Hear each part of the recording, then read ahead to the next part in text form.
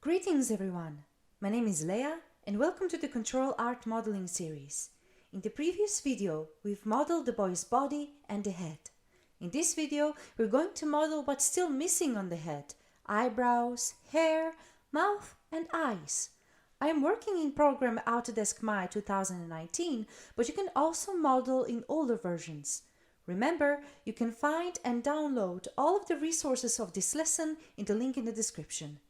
Let's continue our modeling. For the hair, we will have to cut the shape of the hairline into his skull, clean it up and extrude it out. The hairline is clearly visible at the sides of the head, but not at the forehead as hair banks fall over it. Enable symmetry and make a cut from the forehead to his ear. Let's already fix the endgons at his temples and slide vertices. Connect the loose vertex to get two quads as well. Make a cut around the ear and continue to the back of his neck. Slide vertices and clean up any triangles and endgons if you can. Select all faces that form the hair area and extrude them. Pull them slightly out. We don't want the extrusions to clip with anything, especially the ears. And the edges are very sharp, so soften them a bit. Select the outer edges of the hair and bevel them. I'll set fraction to 1, then delete the lower newly created edge. Leave the hair as they are for now and create eyebrows. You can create them separately, but I'll select faces that are lying on top of them in front view and duplicate them. Go to Edit Mesh and click Duplicate. Combine them so that the symmetry will work on them. Adjust edges, make new cuts into it and form the eyebrows. The eyebrows don't have to clip into the head, but make sure the vertices are close to the skin. Give the hair the basic shape before we create any bangs. Use soft selection to pull mesh out and use Relax tool to spread out vertices. If you wanted to, you could form a simple haircut with the hair extrusions alone, but we want to give him hair bangs. We will create a hair bang that will serve us as the main shape, then duplicate it multiple times and place it around on the head. For a hair bang, create a cylinder. Go to Inputs and set Subdivision Axis to 8. Select bottom faces of the cylinder and delete them. Don't delete the top cap. Select the middle vertex on the cylinder's top and pull it up to form the cap. Add cuts into the mesh with multicut and edge flow enabled. Slide the edge loops and scale them so you get a nice cone shape.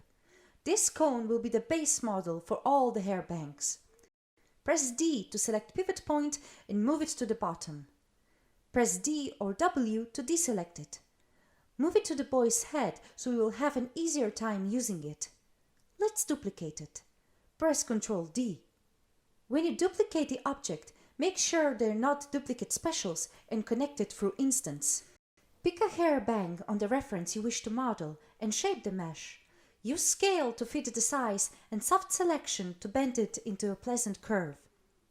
If that's not enough, also adjust edge loops separately. When you've shaped the hair bang, position it so it's slightly aligned with the edges of the hair. Select the hair bang and the body, then go to Mesh and combine them. Now we have to make a hole into the hair. Delete 4 faces away. We will connect the hair bang to the head with bridging the hole. That's why we've created the hair bang with 8 sides. Because when we delete 4 faces on the hair, guess what we get? 8 edges. Slide the vertices on the head so we get an octagonal opening. Hold Ctrl Shift to activate the slide function. I'll lift the hair bang a bit higher. When you're happy, double click on the opposing edge loops and use Bridge to fill the opening. Delete the edge loop that was at the end of the bang and make a new cut with multicut. Move the hair closer to the forehead. And there we go! We created the first hair bang. Then repeat the process with other hair bangs. Duplicate them, shape them and move them to the head. Create a hole in the hair, combine them to the body and connect them using Bridge. Make adjustments so they fall nicely towards the forehead. When making hair this way, go from the lowest hair bangs, the ones that are the closest to the forehead, ears or neck, towards the top of the head, where we have the hair whirl. You can create as many hair bangs as possible or as you want, but I will create the ones that go over his forehead. Go bang by bang, and to make them overlap, you can, for example, delete 2 faces on the hair bang and 2 faces on the hair. I'll speed over this process as it's pretty much doing the same process over and over again. But when you're happy with hair bangs, make final changes to the hair and you should be done. This is the haircut I've created by the end. The only 2 things that are missing are the eyes and the mouth. Right now, the character can't open his mouth, and if he was able to, there would be nothing to see inside. We need to create the mouth pouch, the teeth and the tongue. First, find a good teeth reference and place it into the source images folder inside the Maya project. To insert a new reference, go to Create and select Free Image Plane. Click on the Attribute Editor and click the map icon at image name. If you placed image into source images map, it should be right here. Select it and click Open. Raise the image plane and scale it down to fit the mouth. Let's press 4 to go into wireframe display so we will see what we are doing. This size should be good. Move the image away from the model and place it into a new layer. You can create a new layer or just add it to the existing one. I'll do the latter. Select the image, right-click on the layer and select Add Selected Objects. Lock the layer and move closer. Make a cut into the mouth from corner to corner to separate the lips. Select the edges, go to Edit Mesh and select Detach. Now we've separated the lips into upper and lower lip. Move the separated vertices away from the middle so we get a bit of a mouth opening. Don't forget to enable symmetry. If you have problems with selecting vertices, select faces on the lips first and then move the vertices. I'll smooth out the mouth edges a bit on both sides.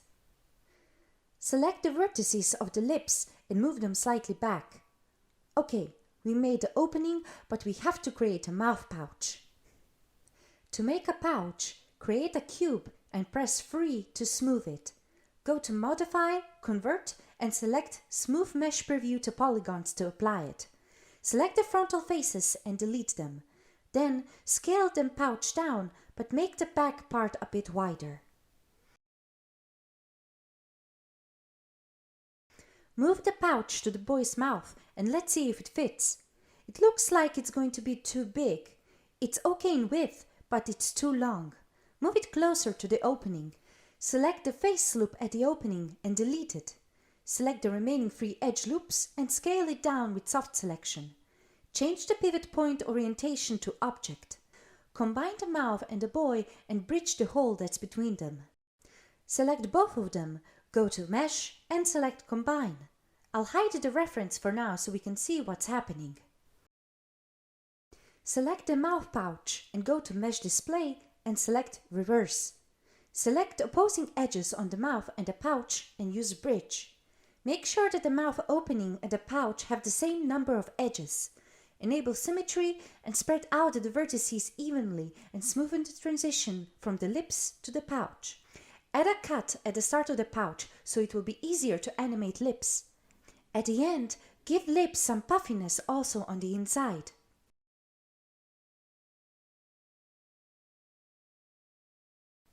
Now that we have the inside of the mouth sorted, move the reference a bit down. The upper lip usually ends slightly above where upper teeth end, and the lower lip touches and goes over the upper teeth.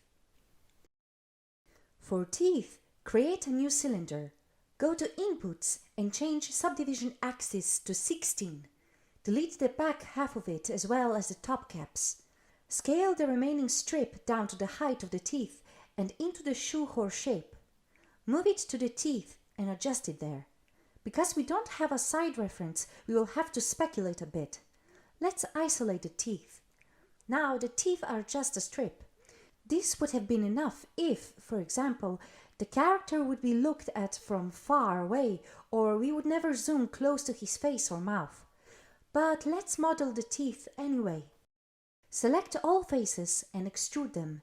Instead of moving the teeth, use the Poly Extrude Face menu.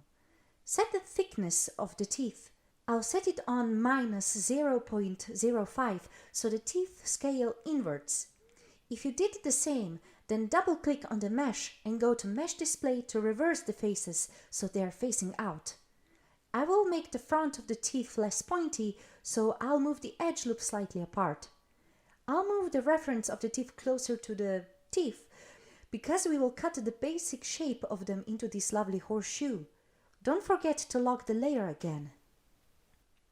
Go to Edit mode and delete the left half of the teeth. What we will do is duplicate special the teeth, make the cuts to form the teeth and combine the two halves together. Select the pivot point and snap it to the middle of the grid, then freeze the object and delete the history. Go to Edit and open Options of the duplicate special. First, reset settings of the options so that you and I have the same default settings. Change geometry type from copy to instance and scale X to -1. Press Apply and you can close the window. Now the changes from one part of the teeth will also appear on the other. I'll slide these two edges to form the central incisors and add several more cuts. Have edge flow enabled in multicut.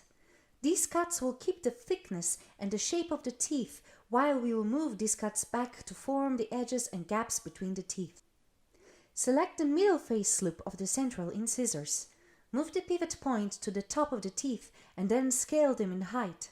Select the front part of the teeth and pull it out so we get the concave shape. Move to the lateral incisors. Make a cut to the edge of the incisors. Use the edge loops we've cut before to form the teeth and add more cuts if you need them.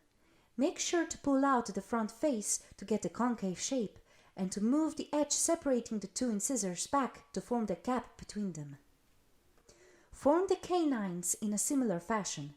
Make cuts, move edges, form the concave shape of the tooth and move edge to form a gap.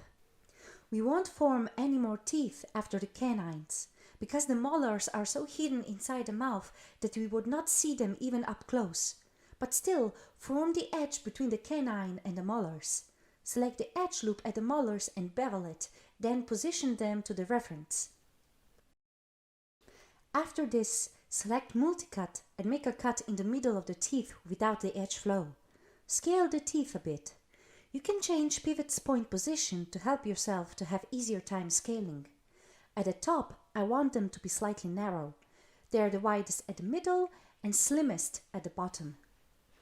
When you're done, you can select all faces and delete them. We don't need them as we will never see them inside the mouth. So we can just have a hole there. Select bottom faces and make teeth thinner, especially the incisors. Adjust the middle edge loop of the teeth. Slide vertices if you see they're overlapping where they shouldn't. I'll model the first of second premolars as well as a final touch.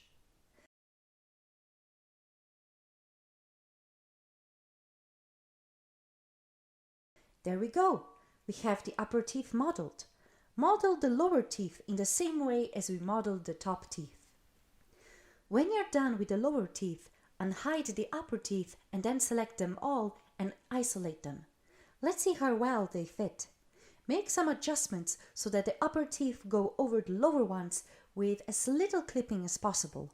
Use soft selection for this. When you're done with the teeth, delete the duplicates.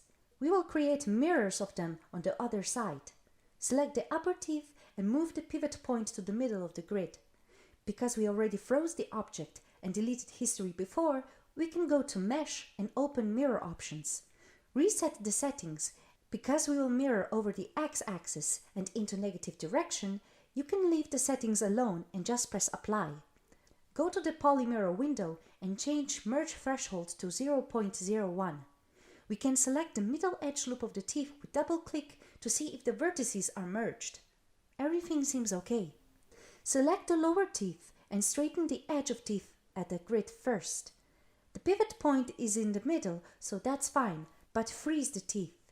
We can apply the mirror and set Merge Threshold to 0.01 or 0.001 again. Name the teeth so we know which is which. I'll place the teeth reference into a new layer. Select the teeth, then the layer icon. Name it and pick a color. Hide the layer and lock it. Move the teeth so that the lower lip will go slightly over the top teeth. The teeth should be kind of wider so they're reaching the corner of the lips. I'll slightly rotate them. Move the teeth so they are slightly clipping with the lips at the front. The teeth are now positioned, but they are kind of floating inside the mouth. What we can do now is make the mouth pouch a bit smaller in height. Select the model and go inside his head so it will be easier for us to select edges and faces. Use soft selection to scale the pouch. Then you can select the edges of the teeth and push them into the mouth pouch. Make sure that the pouch is not clipping too much with the teeth at the front. All we need to create is the missing tongue. Create a new cube, press free to smooth it. Apply this smooth preview by going to Modify, Convert and select Smooth Mesh Preview to Polygons. Scale it in length a bit. Select every second edge loop on it and delete them. Now scale the tongue a bit more. The front of the tongue is a bit too wide and too sharp, so use soft selection when scaling to soften it. Do this at the back of the tongue as well, but widen it instead. The tongue needs more edge loops in its length. I'll slide the middle one to add one more loop with multicut. Then shape the tongue a bit. If we look at the tongue on the side, we can see it's very sausagey. Select the tip of the tongue and make it flatter. Let's straighten the edge loops across the length. I'll add another edge loop at the start of the tongue, but it's not really necessary. Make further adjustments until you're happy with the shape. In the end, select the tip of the tongue and set the strength of the soft selection almost to the start of the tongue. Then rotate the tongue so it curves. Move it to the mouth pouch. Scale the tongue so it fits inside the pouch. The tongue can clip out of the mouth pouch at the back, but the tip should be just touching the teeth. The tongue should touch the teeth on the sides as well, so scale it up or down to the teeth. And this is it. The mouth is finished. The last thing we need to fix are the eyes. You usually do not cut the shape of the eye into the mesh. It's only as a texture. Because we've made a placeholder, we know how big the eye has to be. I'll isolate the eye, create a new one and scale it to the size of the placeholder. Create a sphere and rotate the sphere for 90 degrees. We want the part of the sphere that has triangles at the top to be our pupil. Let's isolate the eyes in the front view and move the new eye to it so it will be exactly at the same place at the front. For this, hold V to activate Snap to Points and snap the selected eye to the center of the other. Scale it down and move it so it's almost at the exact position. With this, you can delete the old eye. Go out of the isolate mode and freeze the eye. Delete the other eye, as now you'll make a duplicate to the other side. Move the pivot point to the middle of the grid, delete the history and then go to Edit and open Options of the Duplicate Special. Because we already set the settings, we don't have to reset them again, but if you change them, set them on Instance in Geometry type, then set Scale to -1. Now we have a lovely pair of eyes. But we can delete quite a big portion of the eyes at the back. If you delete some of it away, you get much better UVs that are unstretched. Better the UVs, better the eye will look. And the eyes already have quite a fair amount of faces, so if we can optimize it, even better. Center pivot on both eyes. Because of this, the eyeball will rotate inside the eye cavity and it will not slip or rotate out of it. Isolate the eye and look at it from the side. You can delete the back side of it, but do keep a face loop or two from the middle towards the back. By this I mean these two face loops. If we were to delete those face loops, you would see the back faces of the eyeball, but we don't want that. There we go! We did it! We've completely modeled the boy. What we have left now to do are the UVs and material setup. After that, the model will be ready for texturing should you texture it yourself. If you've liked this video guide so far, please feel free to check out our YouTube channel for other guides. We have quite a selection available. Follow us on social media to see what we're up to, and until next time, I wish you all happy modeling. See you soon!